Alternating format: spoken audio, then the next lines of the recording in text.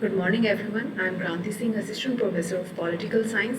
हमने fourth unit का जो है फर्स्ट चैप्टर यानी कि चैप्टर 9 हमने कंप्लीट कर लिया है, जो कि बताता है कि इंडियन पॉलिटिकल स्ट्रक्चर पर, भारतीय राजनीतिक व्यवस्था पर जाति का क्या प्रभाव रहा। इसके बारे में हमने कल वीडियो लेक्चर में डिस्कस किया था।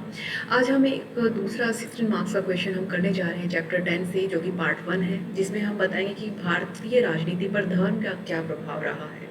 अगर हम ऐतिहासिक पृष्ठभूमि देखें भारत की धार्मिक व्यवस्था की, तो भारत जो है, भारत में विभिन्न धर्म पाए जाते हैं, क्योंकि भारत में विभिन्न संस्कृतियों का मेलजोल देखा गया है। भारत में हिंदू संस्कृति का सनातन धर्म, भारत में फिर जब आक्रमणकारी आए, चाहे वो मुगल आए, तो उनसे जो मुस्लिम जो धर्म है वो भारतीय संस्कृति में समा गया। इसी तरह से अंग्रेज जब आए तो क्रिश्चियनिटी को अपने साथ लेकर आए, पुर्तगीज आए, बहुत सारे ऐसे आक्रमणकारियों के अलावा बहुत सारे ऐसे शरणार्थी भी थे, बहुत सारे ऐसे लोग भी थे जो अपने साथ विभिन्न धर्म भी लेकर आए।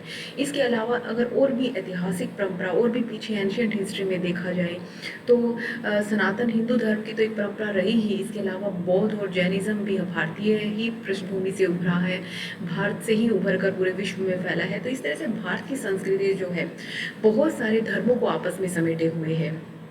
तो इसी वजह से जो भारत आज बना हुआ है, ये धर्म जो किस प्रकार से भारतीय राजनीति में आने वाले जो राजनीतिक दल हैं, जो नेता हैं, किस तरह से धर्म उन्हें आकर्षित करता है और किस तरह से धर्म भारतीय राजनीति को आकर्षित करती है, इन चीज़ों का आप जो मिशन 16 मार्क्स के क्वेश्चन में देखेंगे।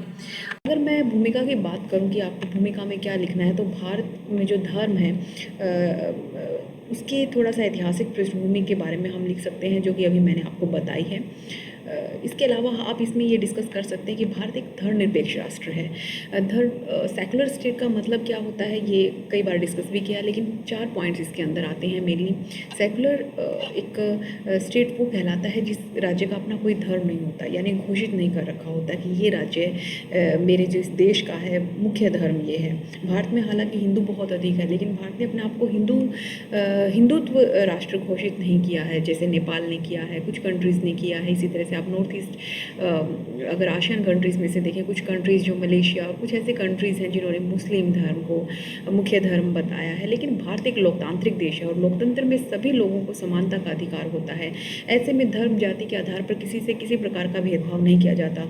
और इसी दृष्टि से जो है भारतीय संविधान जब बना तो इस बात का पूरी तरह से ध्यान रखा गया कि भारत में जो धर्म है, धर्म लोगों के लिए हथियार ना बन जाए अपनी बात मनवाने के लिए। इसीलिए भारत में जो है सेकुलर स्टेट के तौर पे रखा गया और ये कहा गया कि भारत में नागरिकता सबसे महत्वपूर्ण है, भारतीय नागरिक होना सबसे महत्वपूर्ण है, कोई धर्म महत्वपूर्ण नहीं होगा। भारत का संविधान ये कहता है कि हमारा अपना कोई धर्म नहीं है, हम सभी धर्मों को समानता की दृष्टि से देखते हैं और जितने भी धर्म है उनसे किसी प्रकार का कोई भी भेदभाव नहीं किया जाएगा। दूसरी बात जो यानी कि जो धर्म है किसी व्यक्ति का हो सकता है, व्यक्तिगत हो सकता है धर्म का मुद्दा, लेकिन देश के लिए महत्व नहीं रखता है। देश के लिए उतना ही महत्व रखता है कि किसी धर्म या किसी धार्मिक व्यक्ति की भावनाओं को ठेस ना पहुंच जाए या किसी का धर्म के नाम पर किसी से भेदभाव न किया जा रहा हो। इसी तरह से भारतीय संविधान में जो है आर्टिकल 25 से लेकर 28 तक जो है रिलीजन को भारतीय संविधान के अंतर्गत रखा गया है। तो ये जो मोटी मोटी बातें हैं भारत में धर्म को आप रख सकते हैं, धर्मनिरपेक्षता का अर्थ भी आप इसके अंदर लिख सकते हैं। इसके अलावा जो है परिभाषाएं दो इसके अंदर आप देख सकते हैं, जो कि आपकी बुक में है। I am not going to explain it but you have to, आप अपनी बुक को देखें, ओपन करें, उसमें से 2 डेफिनेशन आप 16 मार्क्स के क्वेश्चन में जरूर लिखिए। तो इस तरह से धर्म जो है, देखिए अभी तक हमने जो डिस्कस किया कि धर्म एक व्यक्तिगत मुद्दा है भारत में। कोई भी अगर सरकार किसी विशेष धर्म को अधिक पक्ष देती है तो वो एक सांप्रदायिक सरकार कहलाएगी। और हमने देखा भी है कई नेता जो अपने वोट बैंक के लिए जो है धर्म को विशेष बना देते हैं और ऐसे में सांप्रदायिकता, धर्म के नाम पर विभेदीकरण के अलावा कुछ दिखाई नहीं देता और देश की एकता और अखंडता को खतरा बना रहता है। धर्म और राजनीति किस तरह से जो है एक दूसरे के साथ जुड़े हुए हैं, उसके बारे में हम 16 नंबर का एक बहुत ही इंपॉर्टेंट क्वेश्चन करने जा रहे हैं। आइए इसके ऊपर डिस्कस करते हैं। सबसे पहले, धर्म पर आधारित राजनीतिक दलों का अस्तित्व होता है। जैसे कि मैंने लास्ट वीडियो लेक्चर में बताया कि जाति के आधार पर राजनीतिक दल बनते हैं, इसी तरह से धर्म के आधार पर भी बनते हैं।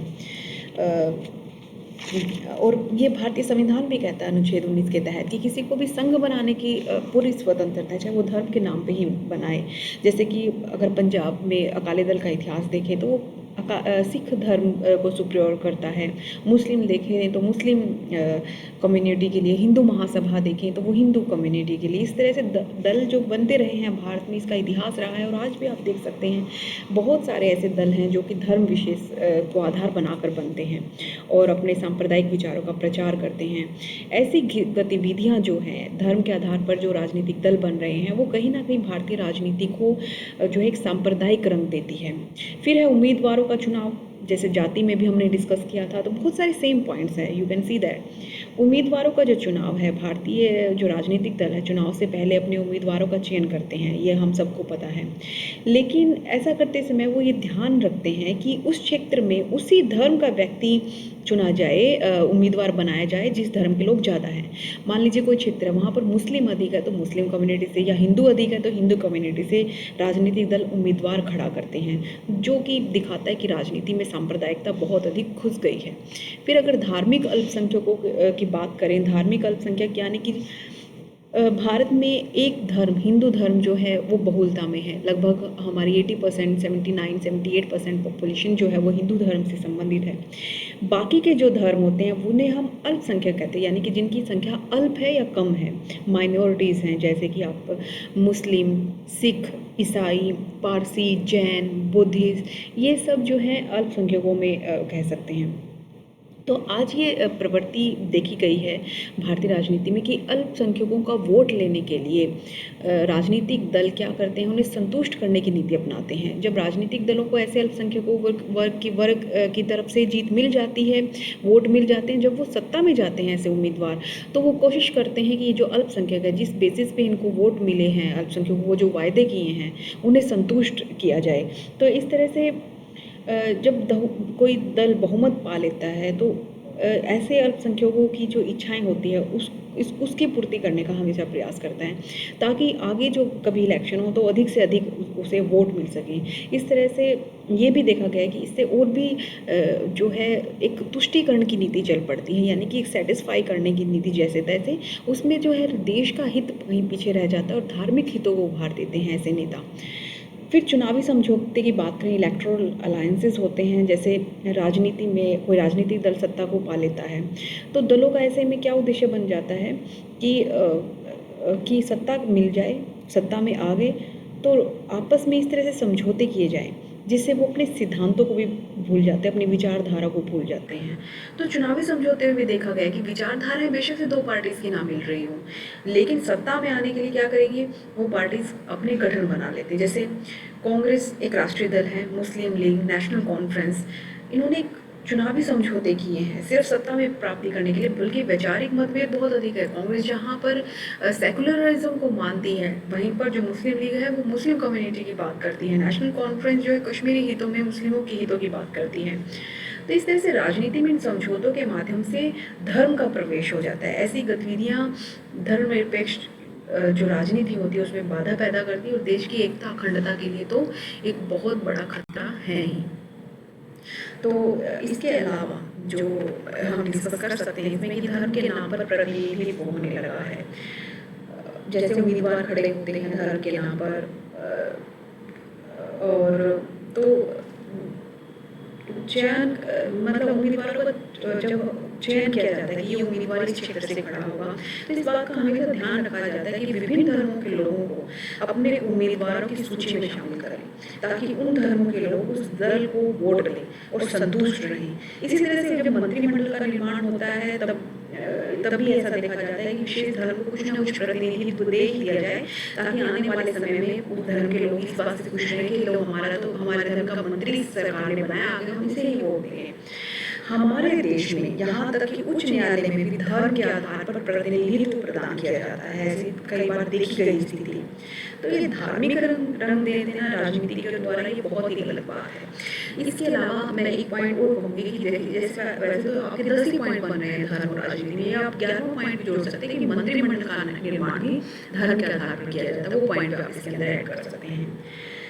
फिर धर्म पर आधारित चुनाव विश्लेषण होता है। चुनाव विश्लेषण का मतलब रिजल्ट आने से पहले ही इलेक्शन का ब्यूरो हो जाना चाहिए, छप जाना कि इस पार्टी को इतने वोट मिलेंगे, उस पार्टी को इतने वोट मिलेंगे।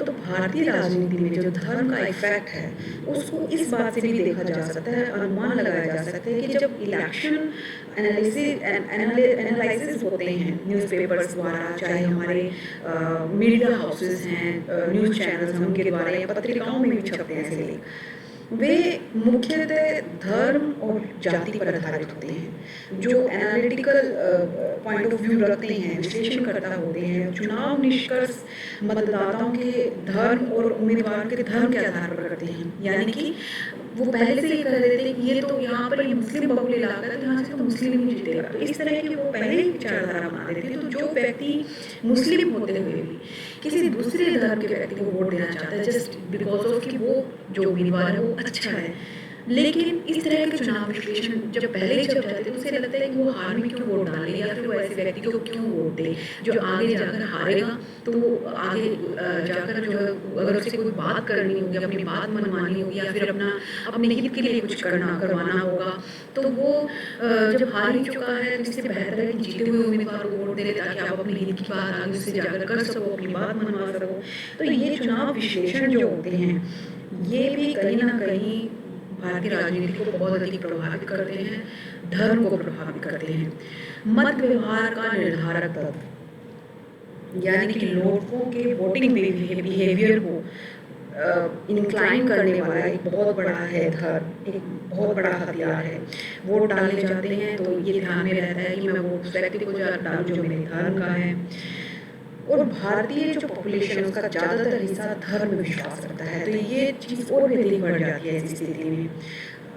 भारतीय जनता का जो जिंदगी है, जीवन है और जो उसका प्रैक्टिकल लाइफ है उसमें धर्म बहुत बड़ी भूमिका निभाता है। जैसे भारतीय जनता पार्टी के द्वारा राम, रोटी और मंदिर का नारा दिया गया। राम, रोटी और मंदिर। राम सबसे पहले भगवान, धर्म से जुड़ा राम, फिर बाद में आती है रोटी जो कि भूख, यानी कि सबसे पहले तो रोटी होना चाहिए तभी आदमी राम का नाम ले पाता है। फिर मंदिर को भी एंड में कर दिया गया, यानी कि ये थोड़ा सा हिंदू वाली चीज़ को दिखाया गया। तो इससे ऐसा एनालिटिकल कहते हैं कि इस नारे से जो बहुसंख्यक मतदाता हैं तो उस वोट बैंक को इस पार्टी ने अपनी तरफ खींचने का प्रयास किया और सरकार बना ली। इस प्रकार धार्मिक तथ्य लोगों के वोटिंग बिहेवियर को निर्धारित करने में बहुत बड़ी भूमिका निभाते हैं। इसी तरह से अल्पसंख्यकों की शिकायतों का जो रूप होता है वो भी बहुत अधिक प्रभावित होता है भारतीय राजनीति में धर्म के द्वारा। भारत में रह रहे धार्मिक अल्पसंख्यक जो कि मुस्लिम, सिख, ईसाई, जैन, पारसी और बुद्धिस्ट, ये इनको भारत सरकार और बहुसंख्यक के विरुद्ध अनेक शिकायतें रहती हैं। ऐसा देखा भी गया है, ये मेरा पर्सपेक्टिव नहीं है, आंकड़ा ये बताता है। धार्मिक अल्पसंख्यकों की राजनीतिक शिकायत का स्वरूप भी वास्तव में धार्मिक ही होता है। इसी वजह से इसी संदर्भ में धार्मिक अल्पसंख्यकों की राजनीतिक मांगों के पीछे भी धार्मिक तत्व बहुत बड़ा चढ़ा होता है। ऐसी स्थिति में क्या होता है, भारतीय राजनीति में धर्म का जो प्रभाव है वो बढ़ चढ़कर बोलता है। तो ये भी लिखा गया है। धार्मिक धर्म जो है दबाव समूह के रूप में, यानी कि सरकार से नीतियाँ बनाता है दबाव समूह बन के।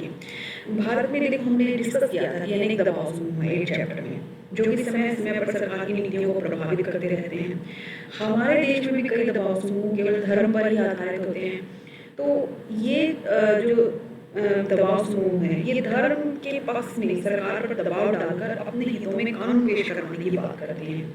इसी संदर्भ में जो है बाबरी मस्जिद, राम जन्मभूमि का विवाद काफ़ी गंभीर रूप धारण ले चुका था। ये एक एग्जाम्पल हम इसमें मेंशन भी कर सकते हैं। इसी तरह से भाषा एवं धर्म की बात करें तो इसमें बिल्कुल भी संदेह नहीं है कि जहाँ भारत बहुधर्मी देश है, बहुत सारी संस्कृति है, बहुत सारे धर्म है, वहीं बहुभाषी भी है, बहुत सारी भाषाएं हैं।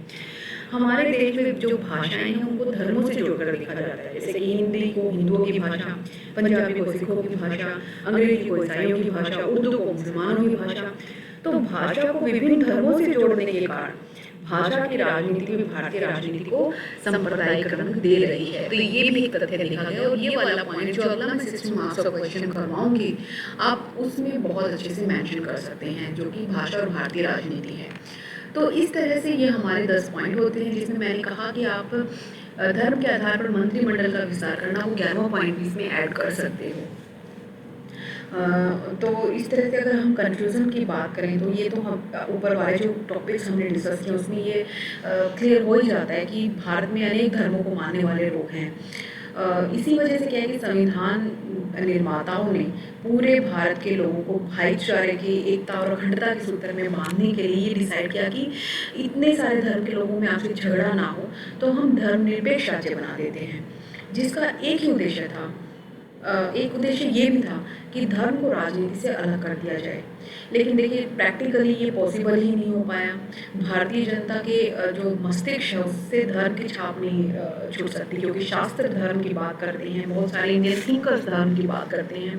तो राजनीति में धर्म और धर्म में राजनीति घुल दी गई और राजनीति ने धर्म को संप्रदाय बना दिया और संप्रदाय ने सांप्रदायिकता जैसी संकीर्ण भावना को जन्म दिया और यही संकीर्ण भावना जो है दंगों का रूप ले लेती है। तो इन शॉर्ट ये कह सकते हैं कि भारतीय राजनीति में धर्म और सांप्रदायिकता का जो प्रभाव बहुत बढ़ गया है और जो कि धर्मनिरपेक्षता के जो विकास मार्ग में है, राजनीति के विकास का जो मार्ग है उसमें बाधा पड़ रही है।